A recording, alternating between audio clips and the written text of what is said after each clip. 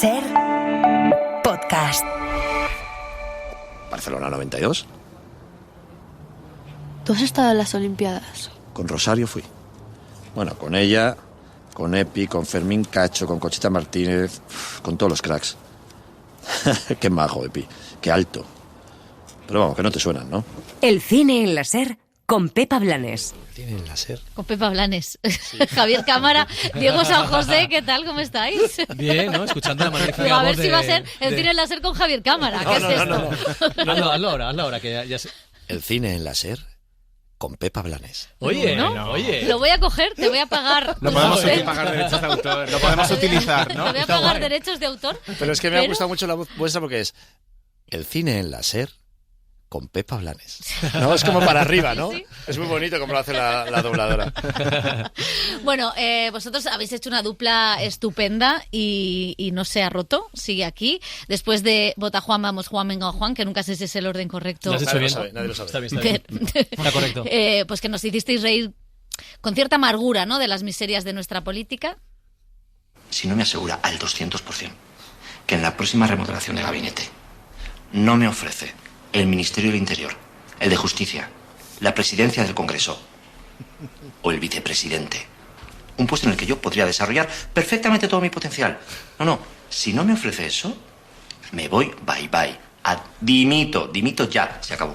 Bye. Hablando de misiones, ¿eh? Bueno, hemos tenido también un escarceo del guionista sin el actor y director en Celeste, con Carmen Machi haciendo de inspectora de Hacienda, pero ahora volvéis juntos como showrunner, actor y director en Yakarta. De tanto correr por la vida sin freno, me olvidé que la vida se vive un momento.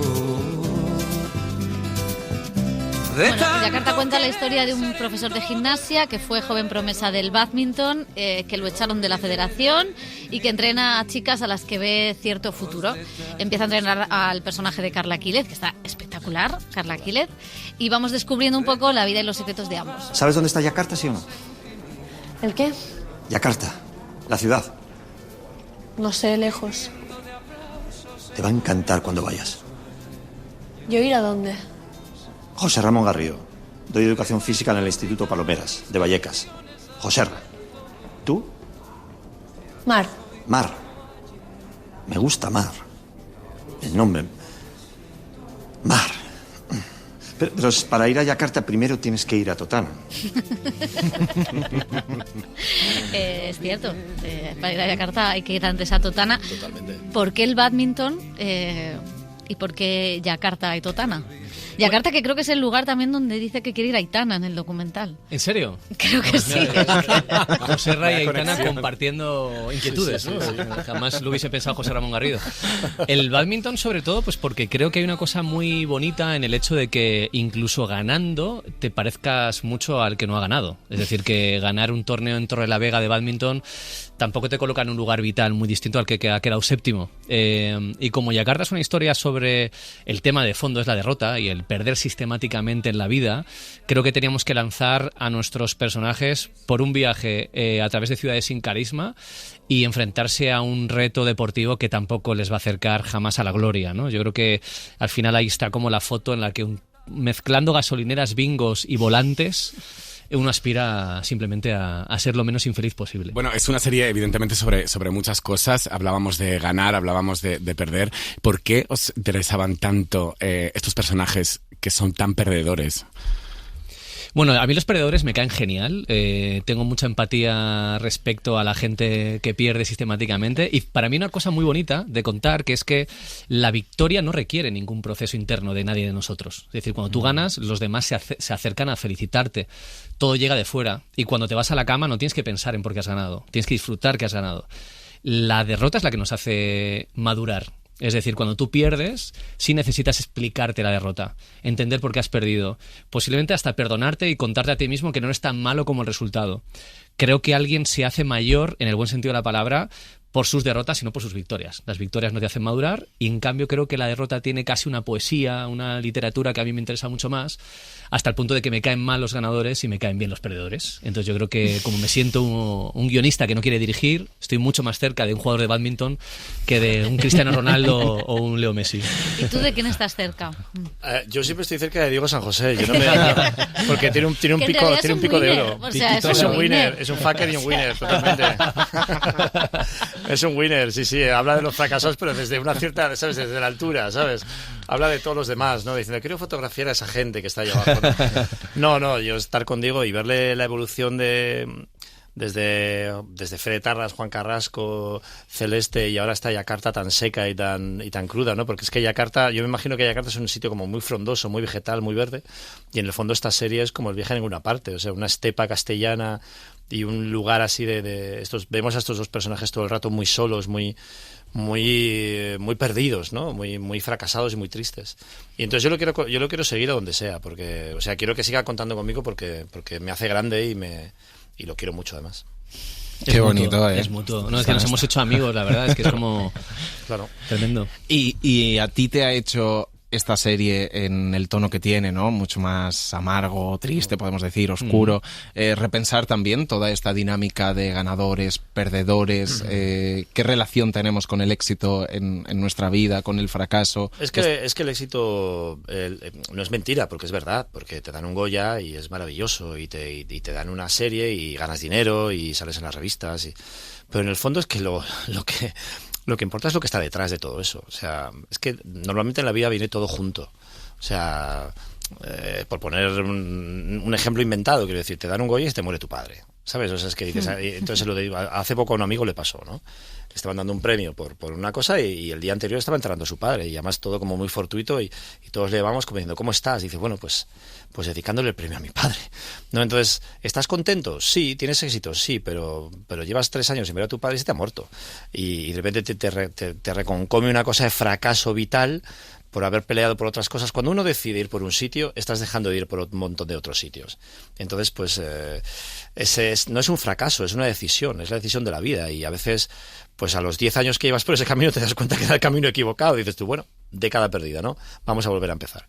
Entonces eso es lo que dice Diego del aprendizaje de la vida, que la vida, pues en muchos casos, pues como dice un amigo, se junta todo, chorizo, tarta, se junta el chorizo y la tarta junto, entonces lo tienes que comer junto. Y luego está este personaje al que os iba a preguntar, para el hilo de esto de saber perder, si no ganáis en Los Feroz por Yakarta, vais a reaccionar bien. Totalmente. De hecho, creo que lo paradójico sería que Yakarta, que es sobre un homenaje a la derrota, gane premios. Es decir, yo creo que entre los perdedores, aparte, creo que es más divertido. Es decir, creo que los perdedores es gente mucho más jovial. Creo que los ganadores, hay un veneno extraño en la victoria, y creo que el que pierde está más relajado. Es como todo mucho más, ¿no? Mucho más suave. Dicho esto, vótame. Dicho esto, votadnos para poderlo decir a recoger el premio, porque si no lo digo no tiene sentido, ¿no? Claro, en la web tendrás que decirlo. Pero es cierto que este personaje que al principio es desconcertante, porque no sabes muy bien si él va a hacer algo, si no va a hacer, qué hay detrás de esa mirada, y en realidad detrás de esa mirada solo hay derrota, pero es verdad que es una derrota tras otra. O sea, que no sé cómo nace un personaje, yo no sé si es el más trágico que has escrito, y uno de los más trágicos, mira que tú has hecho también cosas siniestras, pero uno de los más trágicos, al final es tierno, ¿no? Pero también de los más trágicos que habéis hecho los dos. En mi carrera sin duda es el más trágico. Bueno, Juan Carlitos tenía tragedia. Juan Carlitos tenía otro tipo de tragedia, pero él era consciente, él se pensaba que era el humorista más gracioso de Europa, ¿no? Pero sí, José Ramón Garrido es la cosa más trágica que yo he hecho. Yo he escrito el personaje junto con Dani Castro y Fernando Delgado Hierro, intentando asumir un reto que es muy complicado cuando es Javier Cámara, que era, oye, escribamos una serie donde se lo pongamos difícil a Javier Cámara, que ya lo conocíamos mucho de la trilogía Bota Juan, y teníamos la sensación de que su techo de exigencia posiblemente estaba más arriba. Hay un par de secuencias, un par de escenas en Yakarta que creo que son extremadamente exigentes. Hay una en un hotel de 8 minutos que grabamos en plano secuencia, donde fue espectacular verle trabajar, y creo que tengo que hacer más series con Javi, porque todavía me voy con la sensación de que no le he visto el techo. O sea, es increíble, porque creo que era muy difícil hacer a José Ramón. Creo que es verdad, además está guay que lo cuentes, que lo pasaste mal. Sí, hombre, claro. Lo pasó muy mal con José Ramón, y hay una cosa casi un poco injusta, porque yo le quiero mucho, es un amigo, Pero cuando me decía que lo estaba pasando mal con el personaje, y yo le vi pasarlo mal, yo lo que pensaba es, ostras, pues igual está bien escrito. O sea, si Javier Cámara se va a su casa amargado, yo pensaba, oye, perdóname, tal, no sé qué, y decía, oye, cuidado que igual está en el texto. Pero es verdad que lo pasó psicópata, ¿eh?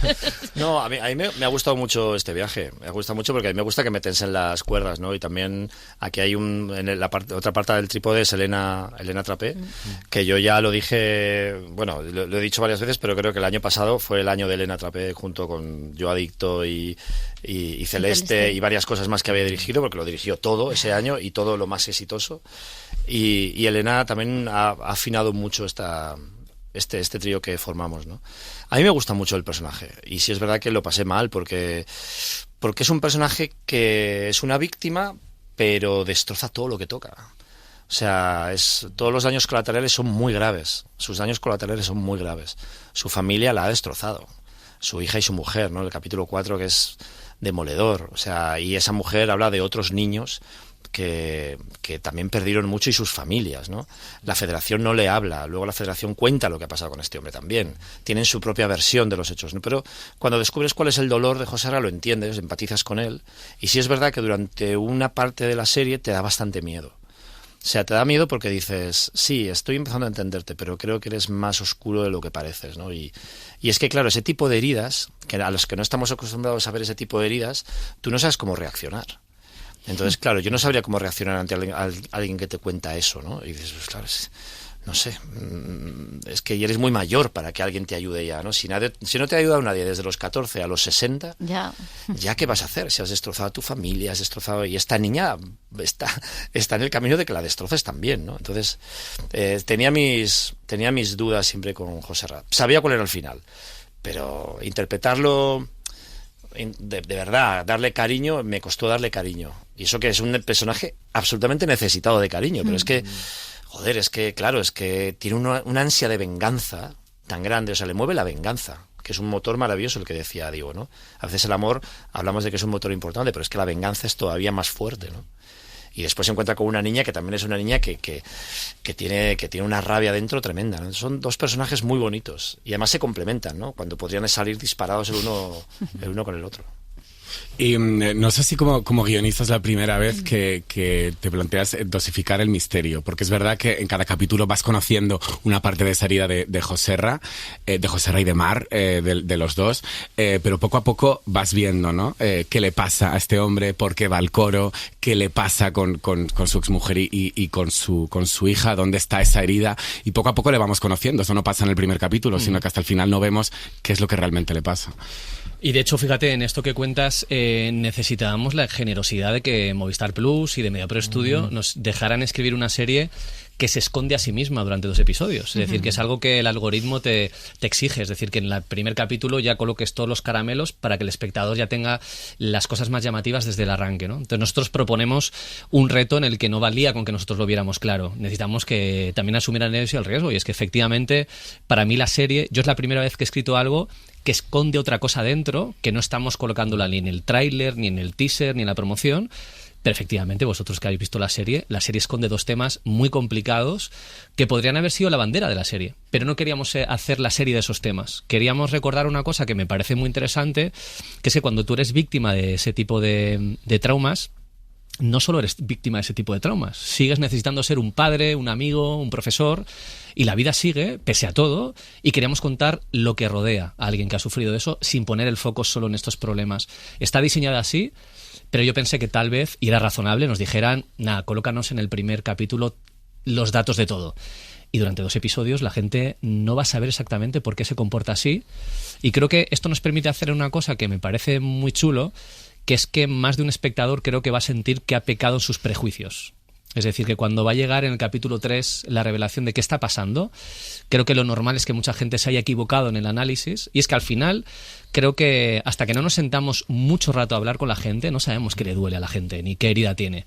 Y nos solemos equivocar cuando anticipamos el diagnóstico, ¿no? Entonces yo creo que con José Ra y en Yakarta va a pasar algo por ahí. Me parece un juego bonito, pero que requiere que la cadena nos haya dejado hacerlo, ¿no? Sí, y un espectador que bueno, Movistar tiene unos espectadores muy fijos y tal, y es verdad que nosotros les proponemos este dueto, que normalmente hemos hecho más comedia y tal, le proponemos este drama y bueno, y que nos sigan, ¿no? Que sean, que ¿Eso sean os da pacientes. miedo? ¿Os da miedo que la gente espere un gag? No. Pasó una cosa curiosa, fíjate, venimos de la Seminci y en Valladolid, en los 2 primeros episodios la gente se reía bastante, de hecho, bastante, ¿te acuerdas? Que nos sorprendió. Para tu gusto, sí. Sí, porque yo, claro... Para mi gusto no, para mi gusto la gente se reía de cosas, bueno, sí, o sea, le hacía Para mí gracia. se rían mucho, sí, Sí. Pero pensé que, se lo decía ahora, José, yo lo que pensé fue qué guay que se rían porque realmente el capítulo 3 es el mismo episodio. Es decir, si tú vienes de reírte al capítulo 3, el viaje que tú haces es mucho más llamativo que si pasas de no reírte a encima irte al hoyo, ¿no? Entonces creo que las expectativas respecto a la comedia que se esperan de nosotros son, entre comillas, un problema para el espectador. O sea, yo creo que nunca hay que escribir en función de las expectativas ajenas. Tú tienes que dar lo mejor de ti y si no coincide con lo que uno espera, intentar que lo que le das a cambio sea mejor, ¿no? Entonces, esto evidentemente no es una comedia. No hemos intentado que nadie se burle ni del bádminton, ni de la torpeza de José Ramón, ni de su aspecto tampoco, sino que lo hemos hecho totalmente en serio y con la delicadeza que creo que necesitan un par de traumas que hay por ahí repartidos. Y luego hay una cosa muy interesante porque tú decías la venganza, ¿no? Como motor narrativo, la reparación, el trauma que puede haber, pero también es un personaje profundamente obsesivo, ¿no? En plan, toda su vida y todo está focalizado en esa venganza. Y yo recuerdo que cuando estuviste aquí con Celeste nos decías que una de tus obsesiones era cuando te jubiles, ¿qué eres? ¿En qué te conviertes cuando dejas el oficio al que le has dedicado toda tu vida?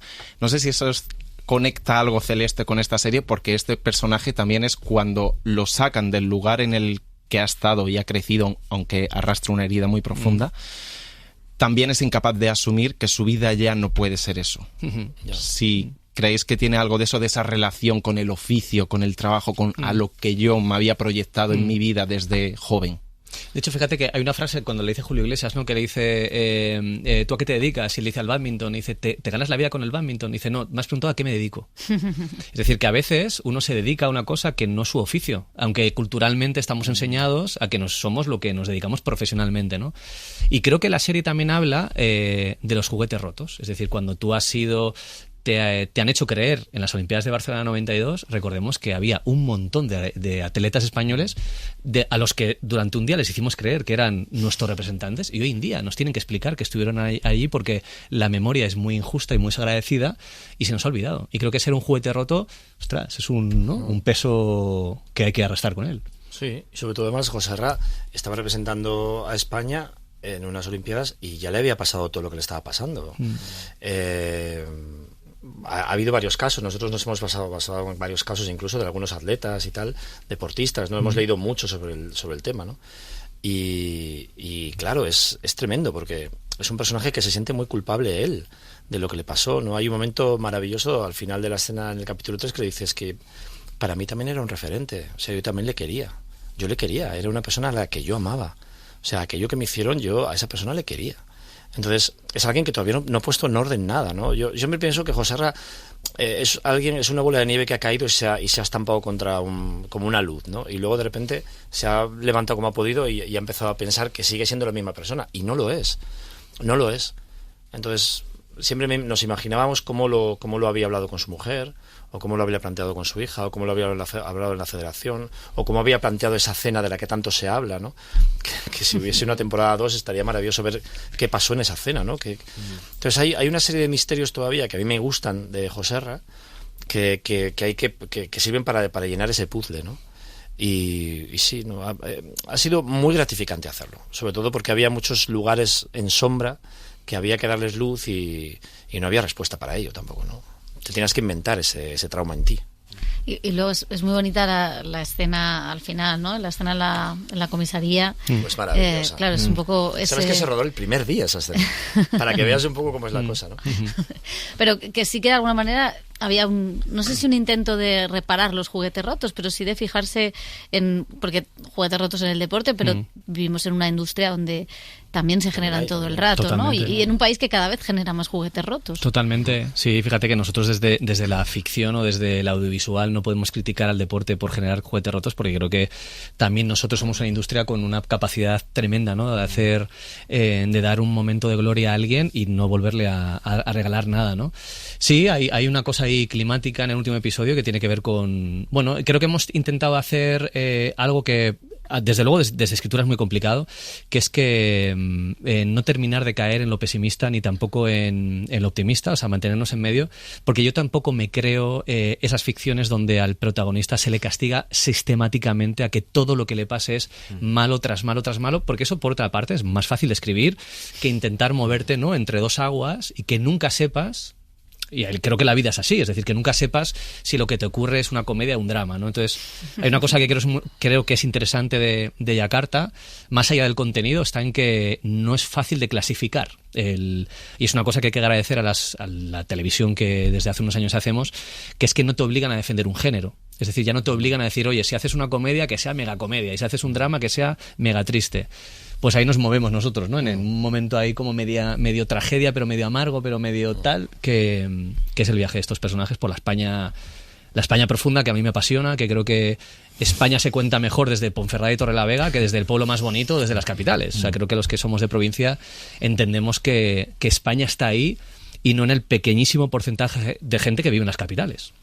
Y no nos queremos reír de Joserra en ningún momento, pero te tenemos que preguntar, estos pelillos eran míos, eran tuyos. Es peor look incluso que el de Javier Bardem en No es país para viejos. Sí, estos pelillos son magnéticos. Pero el de Bardem era bien malo, perra. O sea, me estás Hombre, diciendo... este es malo. O sea, tú eres estúpendo, pero el look es el otro, bueno, y Bardem más. El otro día me dijeron, este pelo, como esta peluca que te han puesto detrás, como mal peinada, eso era un error en esa escena. Dice, no, es mi pelo.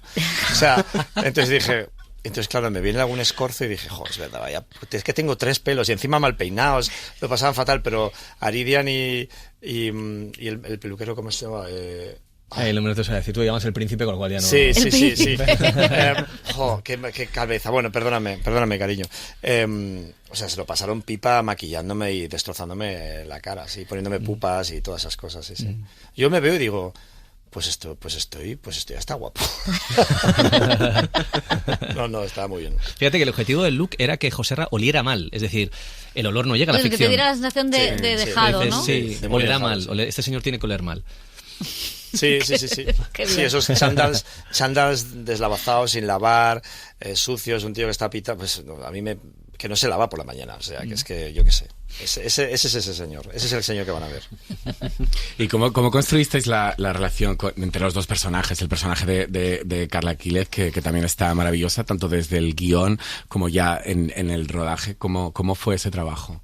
En guión, lo que era para nosotros muy importante era que no hubiera paternalismo, es decir, que el personaje no fuera el mentor, que es el que te alecciona, que no fuera Karate Kid, o sea, que no fuera un profesor que te enseña a vivir, sino que ella tuviera el carácter que creo que tiene afortunadamente la gente que ahora tiene adolescentes de ahora, que tienen ideas claras y que en un momento dado te pueden contraargumentar con mucha solidez, ¿no? Entonces, de hecho, hay alguna bronca que le echa Mara Joserra donde las tornas se cambian y eso era muy, muy importante.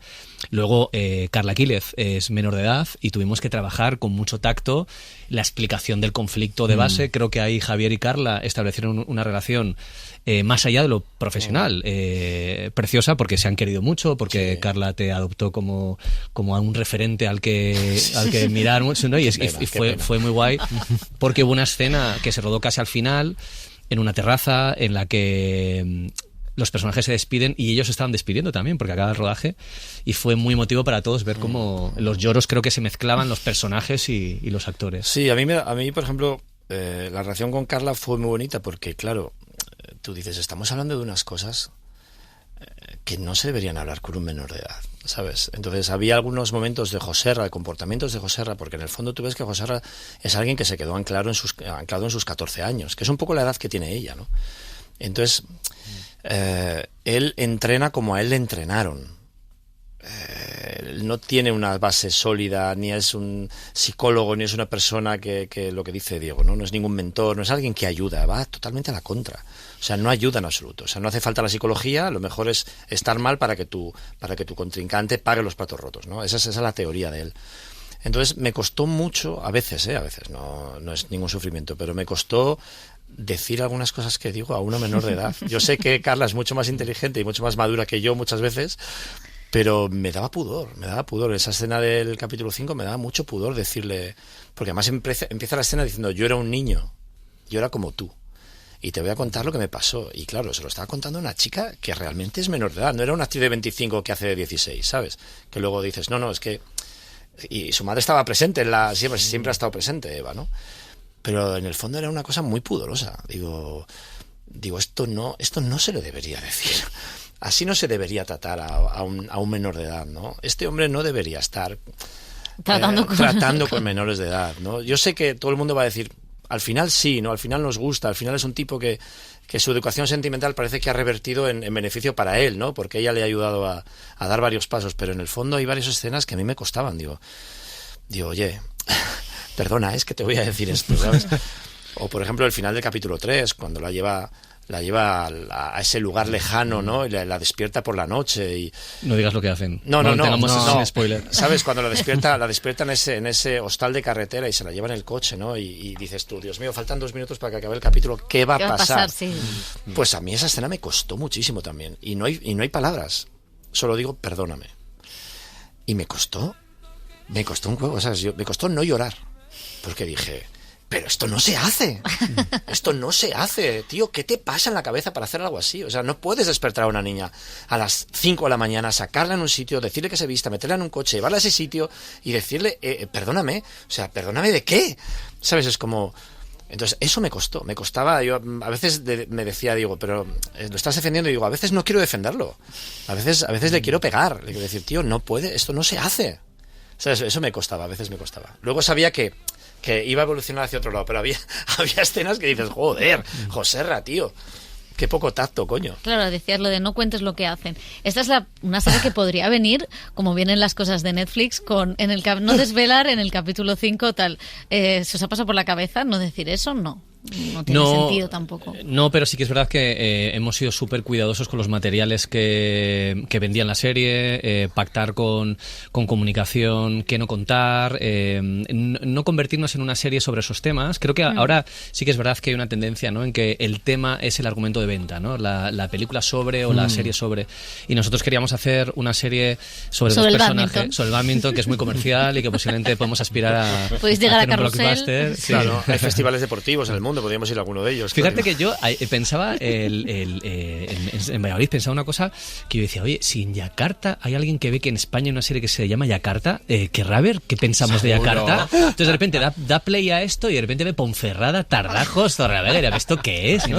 ¿Sabe? Pirateando la serie. Pirateando, ¿no? Y es que es un blockbuster en Indonesia. También has dirigido aquí. Sí, ya es marca de la casa esto. Sí, sí. Bueno, es insistencia de Diego. Del showrunner. Sí. Él quería que hiciera más, pero es que Elena era la mentora visual y de dirección de la serie. Pero sí, he dirigido uno y me ha gustado mucho. Sí, otra vez más me ha gustado mucho.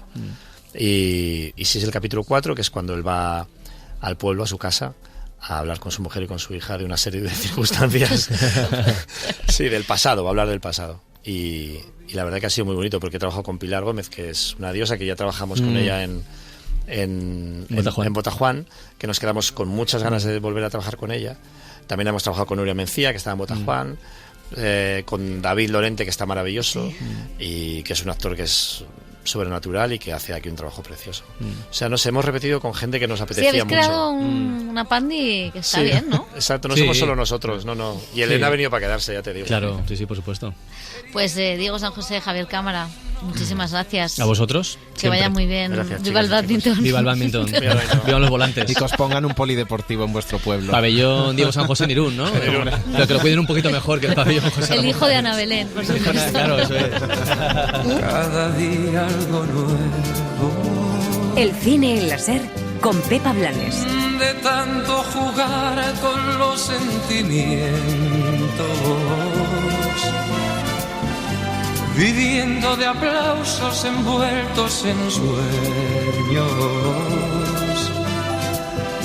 de tanto gritar mis canciones al viento, ya no soy como ayer, ya no sé lo que siento, me olvidé de vivir, me olvidé de vivir.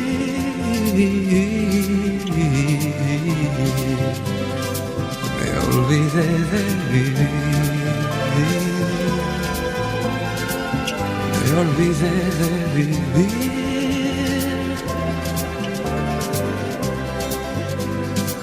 Me olvidé de vivir. Me olvidé de vivir.